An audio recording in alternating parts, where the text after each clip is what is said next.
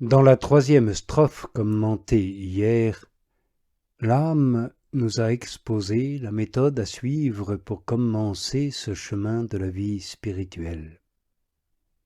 Elle doit avoir du courage pour ne pas s'égarer au milieu des plaisirs et des satisfactions mondaines, de la force pour triompher des tentations et des obstacles.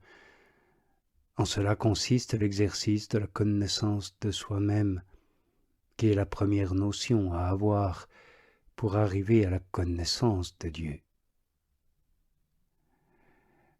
Dans cette nouvelle strophe, la quatrième, l'âme commence à marcher par la voie de la considération et de la connaissance des créatures, pour s'élever à la connaissance de son bien-aimé, leur Créateur.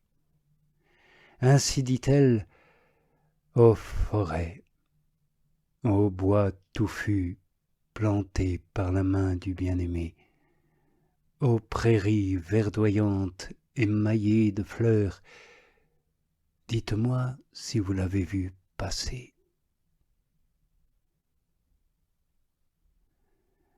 Après l'exercice de la connaissance de soi, cette considération des créatures est la première qui se présente dans ce chemin spirituel pour que nous arrivions à la connaissance de Dieu.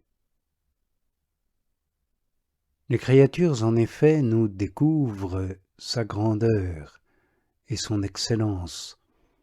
Selon cette parole de l'apôtre, les réalités invisibles de Dieu nous sont connues par les réalités visibles, créées et invisibles. L'âme s'entretient donc, dans cette strophe, avec les créatures, et elle leur demande des nouvelles de son bien-aimé. Il faut remarquer ici avec saint Augustin que l'âme, en interrogeant les créatures, ne considère en elles que leur Créateur. Voilà pourquoi cette strophe la représente considérant les éléments et toutes les créatures inférieures, et les cieux avec les créatures supérieures et toutes les réalités matérielles, et enfin les esprits célestes. L'âme dit donc, ô forêt, ô bois touffu.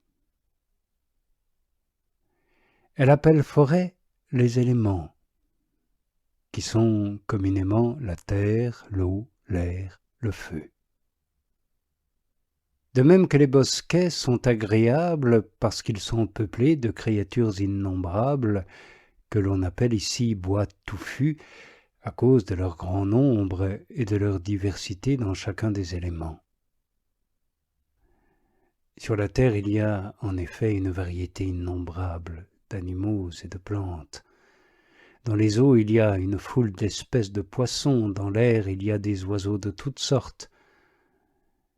Enfin, le feu concourt, avec les autres éléments, à la formation et à la conservation de toutes ces créatures. Ainsi, chaque espèce d'animaux vit dans son élément.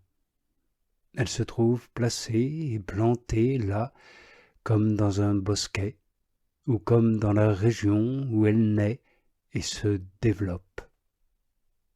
Car en réalité, Dieu l'a ainsi ordonné lors de la création.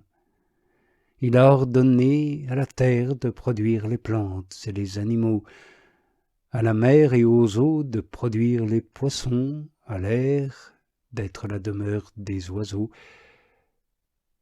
Voilà pourquoi, voyant que Dieu l'a ainsi voulu et réalisé, l'âme dit, le vers suivant, planté par la main du bien-aimé. L'âme comprend par là que Dieu seul a pu produire et créer tant de variétés d'êtres et tant de merveilles. Aussi insiste-t-elle à dessein par la main du bien-aimé.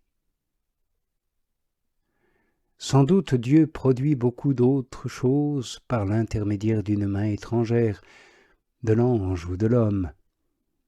Mais quant à l'action de créer, elle n'a dépendu de personne, et elle ne dépend pas d'une autre main que la sienne.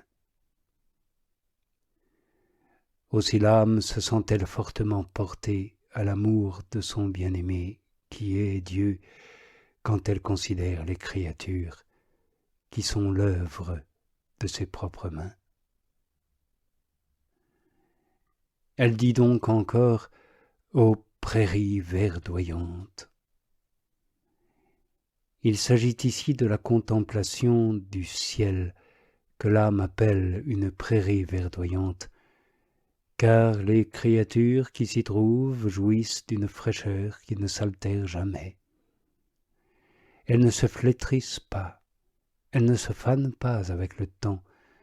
C'est au milieu d'elles, comme au milieu de frais bosquets, que les justes trouvent leur repos et leur délice.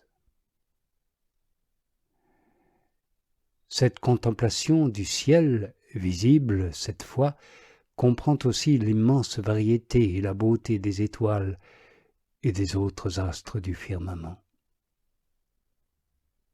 Ce mot de prairie, l'Église l'applique aussi volontiers aux réalités célestes.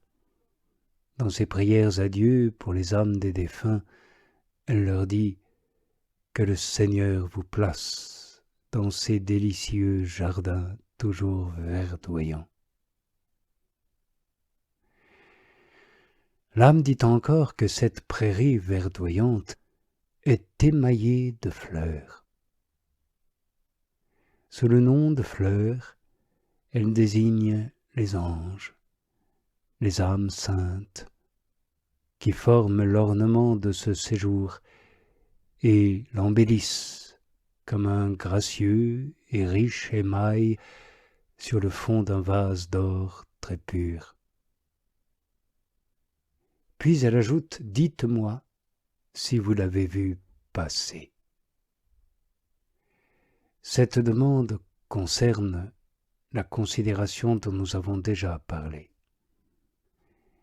Et l'âme pose en réalité cette question « Dites-moi, vous, créatures, quelles excellences il a créées en vous ?»